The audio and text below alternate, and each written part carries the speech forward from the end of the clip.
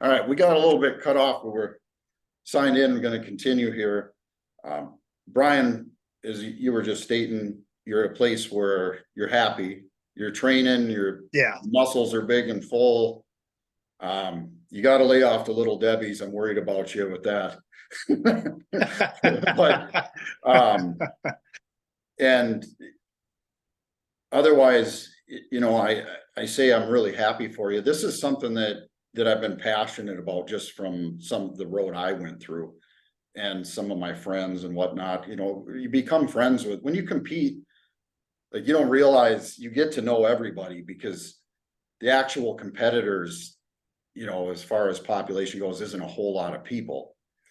And you know, you all kind of know, you see each other's road and deal with bullshit. And I loved bodybuilding. I loved it a lot. I was one of those kids that wanted to be a bodybuilder, and as long as I was in it, I was happy. And so I gotta, even though I'm not training for competition or anything like that, I still give a shit about it. And then I train young competitors too, and I want to see them have long, healthy careers and just not have the setbacks and shit like that. So what we're talking about today is really helping a lot. I think it'll get across to a lot of people that, you know, somebody of your ranking in bodybuilding, your input on things. And that means a lot to me. I appreciate that from you, you know. And like I said, and I had mentioned to you before, you have some lagging bicep stuff you talked about injury wise, and it even being like the one main thing in your physique that you had to work on a little bit.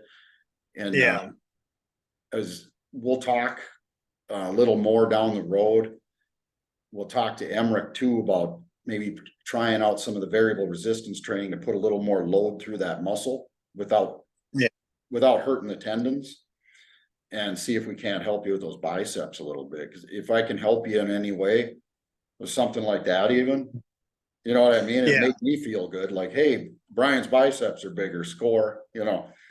But and I'll get you in touch with my buddy Dr. Jake, which, like I said, if anything, you guys you'll like John a lot. He's a really cool guy. You know, he's like just like talking to any of the other dudes. But we'll cut her off here so we don't lose too many people's attention. But if you do happen to compete in the future, I'll be excited to watch you, because you got a fantastic physique. But the main thing, I'm really glad to hear that you're happy. You know what I mean? You're happy. You're making progress in the gym. And even if you're not, you know, like you talk about dosage, I go, well, if you're laid back a little bit on your training and laid back a little on your diet, just cleaning the diet up, eating more protein and hitting the training a little harder. You know what I mean? You'll probably be like, Mike, I don't ever have to quit taking the 10 milligrams. I'm a freak, because you're very genetically gifted, obviously. Because most people that are very small, like you started out, they're just kind of genetically screwed. You know what I'm saying? And for you to have that, the way you would respond to working out and stuff like that, there's something genetically there that you're gifted with. There's something. It's you know. Like that's where, like, you know, I'm the first one to admit, like, just like, am I the hardest worker in the room? I'm not, but I have really good genetics, and like, but people who know me, like, I do work hard, but I am not a strong person. I've never had strength. So like other pros, like, you know, I know, like, John Meadows, who's also from Columbus, Ohio, he'd always be like, you know, he would say, like, he's the weakest pro bodybuilder there is. And I'm like, yeah, I'm weaker than you. Like, I don't know, man. Like, my strengths, like, if people watch me in the gym, I am nothing impressive. And maybe it's also because of the way I've trained. I just train high volume for long, excessive periods of time, which, you know, might be my own cause of my, like, whole body tendonitis between my knees, my elbows. Like, should you be doing like 1,000 reps every workout, like just training for 3 hours, just rep, rep, rep, rep, rep. Yeah. No, but my body, I knew how my body responded, but it just was just, but from day one, the people in the like Mike Davies and everyone from Metro Worthington that saw me come back or saw me in that very, very tiny state when I was like nothing, and just how I would just look at weights, and all of a sudden, like my friends, like, hey, I'm gonna start taking some tests, take 400 milligrams of tests, and I gained 30 pounds in 4 weeks. Everyone's like, dude, like, you like that's all you're on. And I remember like my one buddy a long time ago, like we were friends, and he always thought I would lie to him. Like his friends were telling him, he's like, dude, he's lying to you. He can't be eating all that food, and he must have taken insulin, something like that. This is before I even took growth. And he's like, dude, like he's lying. He's like, just so we were on a trip, and like after like 3 days, like it was his show. We went there. I was just, once again, like when I go, I'm a person, I'm either on a diet or I'm not. Like I'm either there, like I don't believe in moderation. I'm not having one slice of pizza. Like he was like, can you have a free diet this weekend? So I'm like, sure, like I'll do it. So it's like just straight honey buns, all that stuff, just nonstop, like muffins, donuts. Like I'm either just gonna starve myself of life itself, or I'm giving myself life. And we went there, and I was eating all this stuff, and like he would follow me around everywhere. He would just also like I'd wake up and be like, all of a sudden he just went to like Dunkin' Donuts, like, here man, here's 12 donuts. I'm like, I was kind of there, and then at the end, like he was trying to see, like he was like, I just wanted to see it for myself. And then he's like, you never went to the bathroom, you never like tried to like get away, like you're just shooting insulin or something to get rid of all these carbs. And like we went to go get him tanned up, and we were sitting there, and they were they were trying to train someone, and they were like, hey, like, do you want a free tan? And I was like, all right, sure. So I just, go in the back, we're getting tanned, and like the lady walks by, like the owner, and she's like, honey, like you didn't shave, like you're gonna get on. It's like, what are we gonna do? Like, you gotta shave. And then everyone started laughing. She's like, what? She's like, he's not competing. And she's like, well, I couldn't tell. She's like, and my buddy's like, you're the only person I know that could literally just be slamming dozens of donuts and muffins and honey buns and get questioned if you're gonna step on stage tomorrow. Yeah. I'm just like, yeah, whatever. But yeah, that's kind of happened in the past. Like, I've always known that I've had good genetics, and I train hard here, but it's just without genetics in this industry, there's nothing you can do. Like you can lift and have six pack and be good, but if you want to be a bodybuilder, like be an Olympian, like there are some people out there who can be an Olympian with hard work, but for the vast majority, like if you weren't born to be an Olympian, it's not going to happen.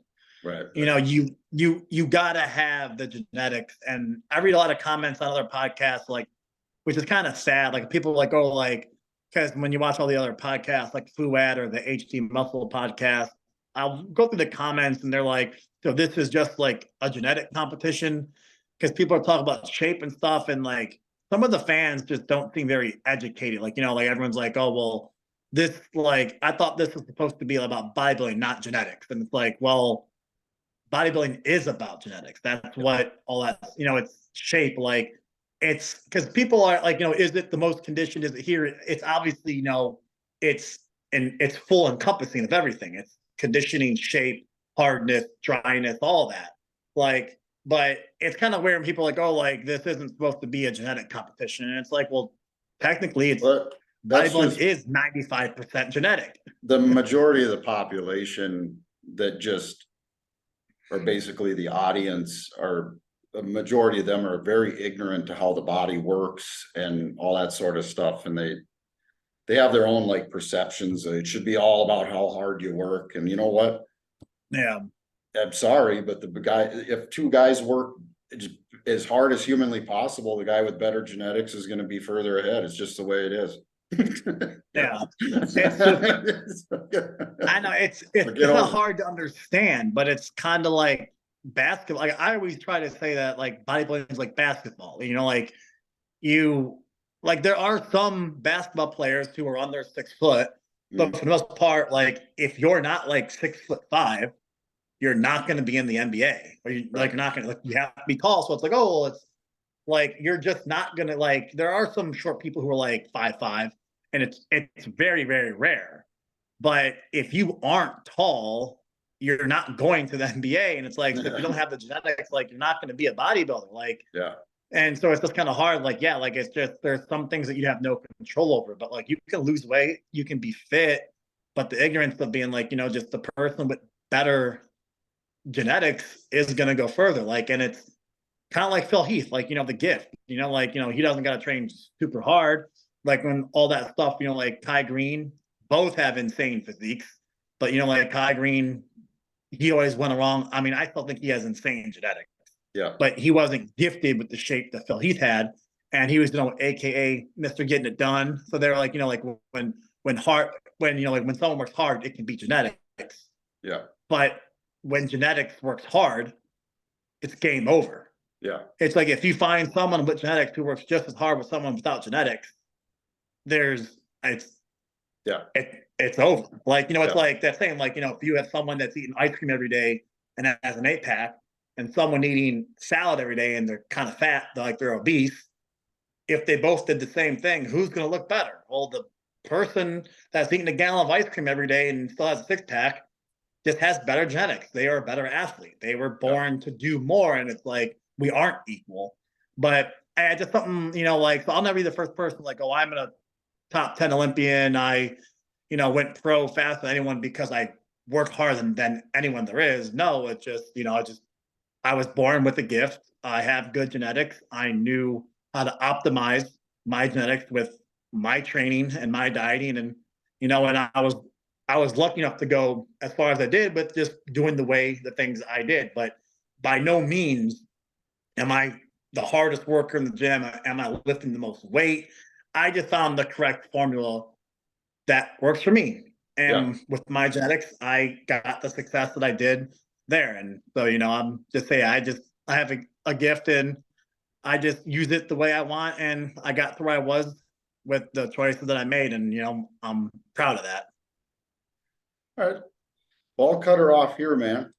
But it was a pleasure having you here, and maybe we'll do another one someday. But otherwise, I'll talk to you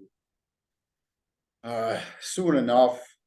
You know what? I'll get a hold of you because I got to get you in touch with John, and I'll have Emmerich get a hold of you too with maybe some tips on some stuff with variable resistance to get some extra load through those biceps without hurting them. Emmerich's a whiz on some of that too. But I'll talk to you later, brother. Thanks. Hey, thanks a ton for your input. It means a lot to me. It really does. Always, yeah.